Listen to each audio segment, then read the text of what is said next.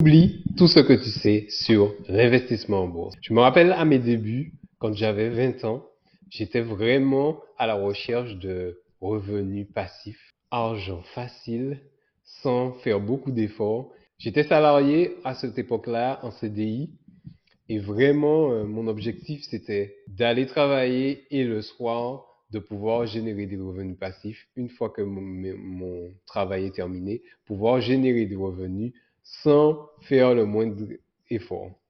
Et donc, j'ai commencé par m'inscrire sur les plateformes de trading du type eToro. Je pense que pas mal d'entre vous connaissez ces plateformes, hein. Mais vraiment, c'était vraiment une époque de ma vie où je souhaitais toucher à la bourse. J'ai toujours été intéressé par les finances. D'ailleurs, j'ai fait des études de comptabilité et de finance, justement. Donc, j'ai vraiment été intéressé par ce domaine-là dès le début, mais ce qui m'a par-dessus tout le plus intéressé dans ces sites Internet-là, c'est la capacité à pouvoir générer de l'argent très facilement depuis ton ordinateur et avec quelques euros ou quelques milliers d'euros, quoi. Donc, tout d'abord, j'ai commencé par créer un compte en ligne démo sur eToro. À l'époque, franchement, ça cartonnait. C'était parmi les rares plateformes de trading qui existaient. Ce que je vous raconte là, c'est il y a une dizaine d'années à peu près. Donc, eToro, j'ai passé le mode démo je me suis tapé le mode démo pendant au moins 2 mois, 3 mois, avant de décider de passer à l'action. Mais l'erreur que j'ai fait à l'époque, c'est déjà de ne pas me former au trading. Donc, bon, ça, c'était une grave erreur. Mais bon, en mode démo, on a moins les émotions, on va dire, qui rentrent en jeu. Et j'ai quand même pu générer quelques euros, tout ça en mode démo, donc j'étais content. Mais la désillusion est arrivée quand je suis passé en mode, euh, en mode réel. En mode réel, franchement, ça n'a rien à voir. Tu as toutes les émotions qui rentrent en compte. Et là, vraiment, la désillusion est vite arrivée. J'ai vite perdu de l'argent et je me suis vite dit que voilà, la bourse, c'est pas pour moi. Franchement, l'investissement, les marchés financiers, c'est pas possible. C'est vraiment pas pour moi. Et donc, du coup, suite à ce premier échec, bien sûr, en tant que salarié, j'avais pas le mindset me disant oui, je peux effectuer d'autres formations, je peux demander des augmentations. Vraiment, j'étais au début de ma carrière et l'univers qui se présentait à moi, c'était aller travailler et vraiment trouver des sources en dehors du travail afin de pouvoir générer de l'argent. Donc à cette époque, ce que je faisais, j'allais travailler. Parfois, j'allais faire des inventaires dans d'autres entreprises afin de générer des revenus supplémentaires. J'ai aussi testé tout ce qui est faire des sondages en ligne. À l'époque, ça rapportait quelques petits euros, mais on passait un temps fou à faire ça. Euh, et donc, par la suite, une fois que j'ai eu mes premiers revers en trading, ce que j'ai fait, je me suis mis, bien sûr, au paris sportif. Je pense que j'ai fait toutes les erreurs possibles et imaginables avant d'arriver jusqu'à aujourd'hui et jusqu'à ce parcours d'investisseur où vraiment, là, j'ai vraiment une autre vision, d'autres méthodologies.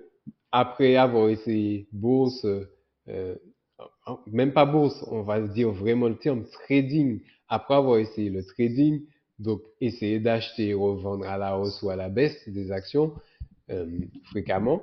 Après avoir essayé tout ce qui est sondage et tout, qui rapportait pas grand-chose, mais bon, on arrivait à se faire entre 30, 40, 50 euros. On arrivait quand même à se faire entre 30, 40, 50 euros. Donc par la suite, je me suis mis principalement au paris sportif. Alors là, je vous garantis que c'était vraiment extraordinaire. Les shoots de dopamine, euh, les sensations de pouvoir devenir riche rapidement que cela me procurait, mais c'était incroyable. Franchement, je dormais, je mangeais, je buvais paris sportif. Et donc, j'avais même des routines en place. La veille, je passe 1 à 2 heures à analyser les paris du lendemain. Ensuite, je place les paris. Donc, tout d'abord, bien sûr, je suis un grand fan de foot. Donc, j'ai commencé par les paris sportifs. Sur le foot. Alors là, franchement, c'était extraordinaire parce que moi, j'avais la sensation de tout connaître sur le foot, de connaître bien les joueurs, les clubs, etc. Je me suis dit, oh, c'est sûr, je vais pouvoir me faire plein d'argent et tout.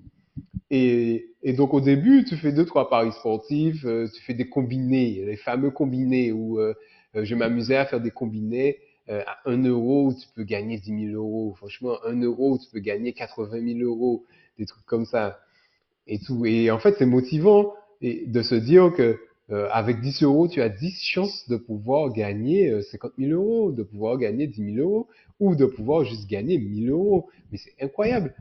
Et arrivé à cet état-là, tu te dis, mais à quoi bon aller travailler? Autant te focus sur les paris sportifs. Donc en fait, j'allais travailler, toujours, bien sûr, pour assurer un minimum, mais en vrai, mon focus H24, c'était les paris sportifs. Et, euh, et donc au fur et à mesure, comme moi, bien sûr, j'ai fait des études de finance et grâce à mes grands-parents, j'ai toujours eu une éducation où il faut gérer tes finances correctement une fois que tu as eu un travail.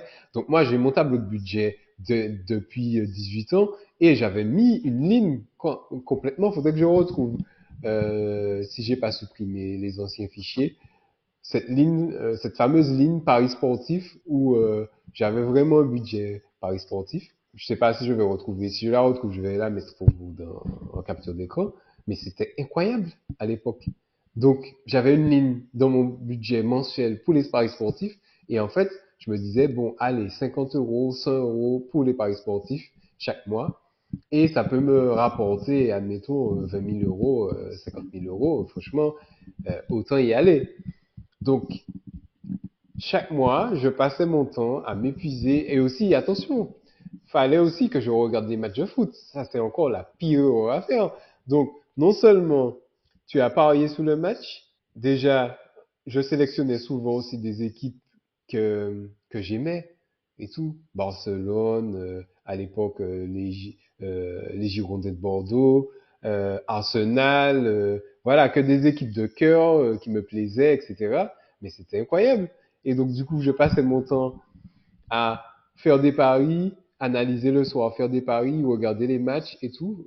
Et jusqu'au point où à un moment, tu es constamment stressé. Euh, J'étais pas au point où je dormais mal, mais euh, la sensation que ça donnait vraiment d'être devant les matchs comme ça et de se dire à une décision d'arbitre près, un carton rouge près. À l'époque, il n'y avait pas la VAR, donc un but volé à la 95e minute qui te fait perdre un combiné à 2000 euros ou à 10 000 euros. Franchement, c'était incroyable. Donc, de temps en temps, tu avais la petite carotte qui te faisait continuer, donc tu pouvais gagner, aller 50 euros, 80 euros, 300 euros, qui te donnait un petit shoot de dopamine afin de pouvoir continuer. Mais en vrai, quand je me suis mis à faire un suivi de bankroll, puisque bien sûr, à force de pratiquer, à force de chercher, à force de regarder sur Internet ce qui se fait, de rentrer dans des groupes de paris sportifs, etc., tu commences un peu à avoir des petites stratégies en mode j'ai une bankroll. Donc la bankroll, c'est vraiment euh, l'argent que tu t'alloues au paris sportif et que tu dois gérer sur le long terme afin de ne pas arriver à zéro. Et en faisant ça, je me suis aperçu que, en vrai, sur le long terme, les paris sportifs, tu perds de l'argent. Donc voilà, tous ceux qui se disent super forts en paris sportifs, etc., et qui ne mesurent pas leurs gains et leurs pertes sur le long terme, ben en fait, tous ces gens-là, tu peux pas écouter leur stratégie, c'est pas possible, puisque comment veux-tu suivre quelqu'un qui n'arrive même pas à mesurer ses finances? Sa bankroll, ses paris, est incapable de te dire son taux de réussite, etc. Franchement. Et au passage, je profite de l'occasion pour vous dire de ne pas oublier de liker et de partager cette vidéo à vos amis qui font du trading ou qui font des paris sportifs, très important, parce que je pense et je suis certain qu'il y a beaucoup de gens qui continuent à faire des paris sportifs dans l'espoir de pouvoir devenir riches et dire au revoir patron, au revoir président. Et donc, par la suite, je suis passé au paris sportif sur le tennis. Parce que je me suis rendu compte que c'était plus rentable de faire des paris sportifs sur le tennis. Parce qu'au foot, tu as trois possibilités. Soit ton équipe gagne, soit l'équipe adverse gagne, ou soit match nul. Mais je me suis dit, au tennis, la probabilité de gagner est plus élevée puisqu'il y a deux chances. Donc en fait, franchement, sur le tennis, j'avais de meilleurs résultats, beaucoup de bons résultats. Et c'est ce qui m'a fait du coup persister parce que sur le foot, j'ai complètement arrêté. Je me suis dit, ouais, à un moment, j'étais déprimé. Je me suis dit, c'est pas possible. Tu as la sensation de pouvoir gagner. Parfois, tu te dis, ouais, je dois faire ce pari-là et tout. Tu te réveilles et tout. Au final, te- tu as une autre idée qui te dit, non, ne mise pas sur ce truc-là. Donc, tu fais pas. Au final, le pari est gagnant et tu as 10 000 regrets. Tu te dis, et si. Un éternel et si en paris sportif. Non, mais c'est incroyable. Et, et en fait, je me suis dit, bon, c'est pas possible. Je vais passer maintenant au paris sportif sur le tennis. Bien sûr, je suis un fan de sport, donc j'intègre très vite les, euh, les joueurs performants, les nouvelles pépites, etc., machin, et tout. Et tu te mets aussi à suivre certains influenceurs qui s'y connaissent bien en tennis. Tu prends même des abonnements, machin, et tout. J'avais un abonnement à vie, là, que j'avais payé 100 euros, un truc comme ça. Jusqu'à présent, il existe toujours. Ils appellent ça à l'époque les tipsters et tout.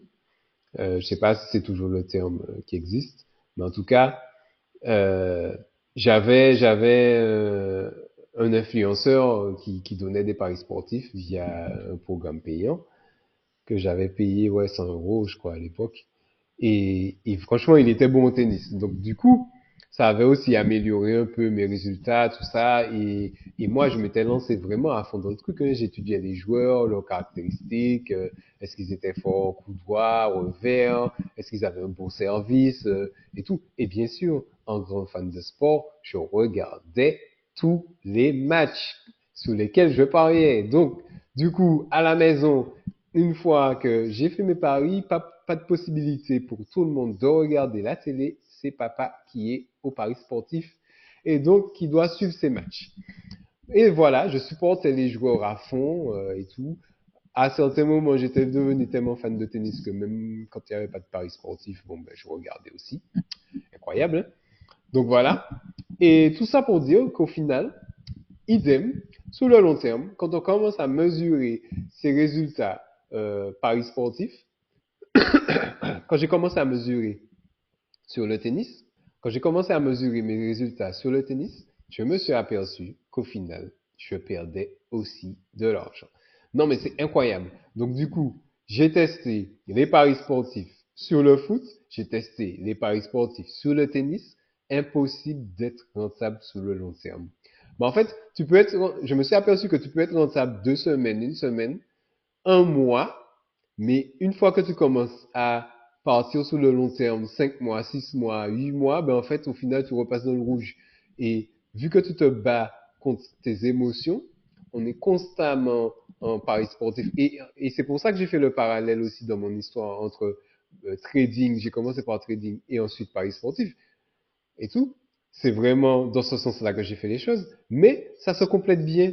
Ce qui m'a plu dans le trading m'a aussi plu en paris sportif. Et en fait, je me suis aperçu sur le long terme que la grosse problématique, c'est vraiment, non mais vraiment, en paris sportif et en trading, on se bat constamment contre nos émotions. Donc, il suffit que je sois un peu plus fatigué, un peu plus irrité, qu'il y ait une problématique dans ma vie, petite ou grande, etc. Et voilà que je prends la mauvaise décision d'investissement en bourse, je prends la mauvaise décision euh, dans mes paris sportifs, ou que j'ai lu un article ou j'ai vu une vidéo sur quelqu'un qui dit oui, qu'il faut absolument parier sur cette équipe-là ou parier sur ce buteur-là dans ce match-là et tout, machin. Et donc, du coup, ta décision est biaisée soit tu vas te suivre, tu vas te mettre à suivre l'autre parce que tu te dis qu'il est plus expert et au final ça confirme un peu ce que tu avais dans la tête et tout. Et donc tu vas aller plonger bêtement en faisant ce pari-là et au final tu perds.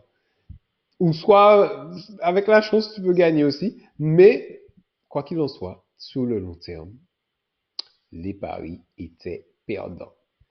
Donc voilà, c'est les deux gros, euh, on va dire les deux plus gros échecs euh, formateurs que j'ai eu dans ma vie.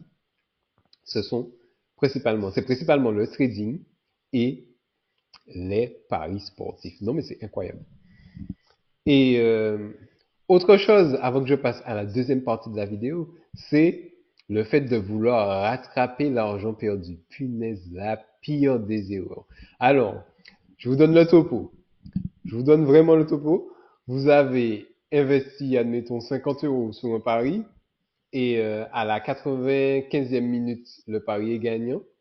97e minute, l'arbitre décide d'accorder un penalty à l'équipe adverse. Et là, c'est panique totale à bord. Tu commences à devenir moite. Ton cœur bat à 2000 à l'heure. Tu respires de manière accélérée sans te rendre compte, bien sûr. Pour toi, tout est normal, mais tu sens vraiment ce stress en toi et tout. Et cet énervement, cet agacement, tu as envie de casser la télé et de l'éteindre tout de suite. Car tu sais pertinemment que sur un penalty, tu as 80% de chance de perdre ton pari.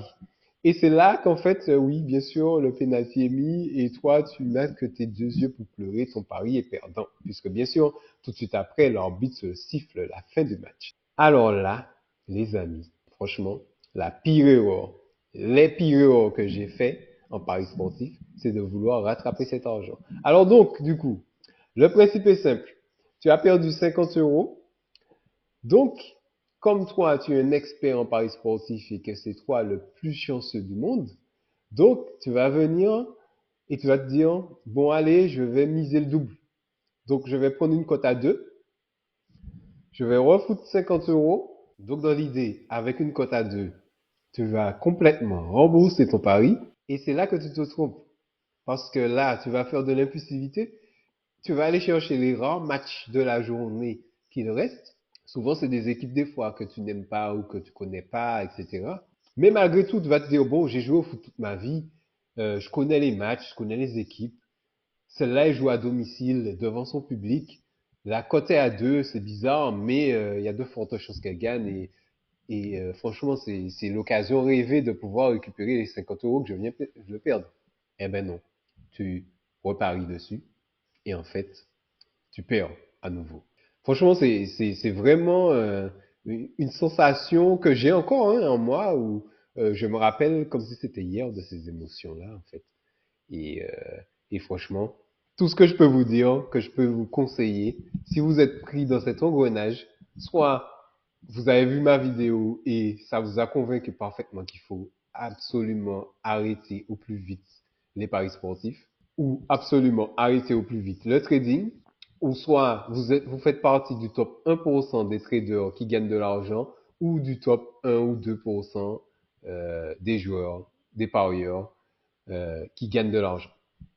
Donc voilà, c'est tout pour cette partie-là. On va passer à la deuxième partie, comment j'ai su rebondir après ça et euh, toutes mes stratégies qu'actuellement j'ai mis en place pour pouvoir enfin être comptable, pas en faisant du trading, pas en faisant des paris sportifs, mais dans vraiment des choses concrètes. Alors, on va d'abord commencer par la bourse. Qu'est-ce que je fais aujourd'hui en bourse? Est-ce que j'ai arrêté complètement malgré le fait que j'ai fait des études de finance et que je suis passionné par la bourse, les investissements, toutes ces choses-là? Eh ben non, j'ai pas arrêté, les amis. Je me suis pas arrêté sur les échecs du trading. J'ai eu mon déclic en 2020 grâce au Covid. J'ai découvert la chaîne de Tammy Cabage. Merci à lui pour tout ce qu'il partage depuis tant d'années sur l'investissement et aussi le trading. C'est lui qui m'a ouvert les yeux sur pas mal de choses sur le trading et qui m'a permis d'avoir un regard nouveau sur mon parcours. Et donc, ce que j'ai mis en place. j'ai quand même commencé à me former principalement donc sur l'immobilier, car j'étais en plein déménagement, construction de maisons, etc. Donc du coup, c'est un domaine dans lequel j'étais en train de faire mes premières armes, on va dire, l'immobilier. Je me suis dit, allez, on va devenir investisseur immobilier. Donc j'ai commencé par me former à l'immobilier et c'est de là que je me suis rendu compte, grâce à la vidéo de Tamil Kabaj, qu'en fait YouTube ça servait pas qu'à regarder de la musique. Car pendant plein d'années de ma vie, j'ai passé mon temps sur YouTube à regarder de la musique. Donc YouTube me servait uniquement le vendredi soir ou certains soirs de la semaine à écouter les dernières vidéos, les derniers clips, etc. Franchement, c'est incroyable comment YouTube a vraiment changé ma vie depuis. Donc du coup, depuis, je me suis formé en bourse, en immobilier, en e-commerce. J'ai aussi lu, on va dire, une quarantaine de livres en, en 4 ans. Ouais, une quarantaine, voire un peu, peut-être même une cinquantaine, je dirais. Faudrait que je fasse le décompte juste pour avoir un chiffre précis en tête. Mais c'est pas tout. C'est pas le fait de lire des livres. Chaque livre t'apporte vraiment une nouvelle information, une nouvelle façon de voir les choses. Et le plus important en lisant les livres, c'est de pouvoir vraiment trouver des choses qui s'appliquent vraiment concrètement à notre vie. Donc, après avoir investi en moi, investi dans toutes ces formations, j'ai commencé vraiment à investir en bourse. Donc, investir avec des petites sommes. Cette fois-ci, je faisais pas du trading. Donc, j'ai découvert toutes les stratégies de DCA, j'ai découvert les ETF, j'ai découvert aussi ce monde captivant et fascinant des crypto-monnaies. Non, mais ça, c'est incroyable l'époque à laquelle on vit. Et donc, du coup, j'ai investi des petites sommes là-dedans et franchement, c'est incroyable comment ça a pu réellement révolutionner ma façon de voir la vie, révolutionner ma façon de gérer mes finances. Parce qu'auparavant, j'ai toujours eu un tableau de budget, j'ai jamais été à découvert, sauf une fois comme ça, qui était volontaire. J'avais l'argent sur un compte et j'ai pas fait le virement, mais découvert, etc., ça, je connais pas et tout, en fait. Non. Et, et jusqu'à présent, on va dire que c'est la gestion, la bonne gestion qui m'a sauvé. Vraiment. Donc, j'ai toujours eu cette façon de gérer l'argent avec mon tableau de budget, avec des projections sur 3 ans, 4 ans, 5 ans. J'ai toujours géré de ma vie de cette manière-là. Donc, quand je savais que j'avais un projet, admettons, de mariage dans 2 ans, donc je faisais une projection de mes finances sur 2 ans et je savais tout de suite si c'était réalisable le montant que je m'étais fixé en termes d'objectifs ou pas, ou s'il fallait repousser d'une année. Voilà. Idem quand je souhaitais partir en vacances, quand je souhaite partir en vacances, puisque j'applique toujours ça, je me projette sur 1 an, 2 ans pour préparer le voyage et je sais tout de suite si je peux partir.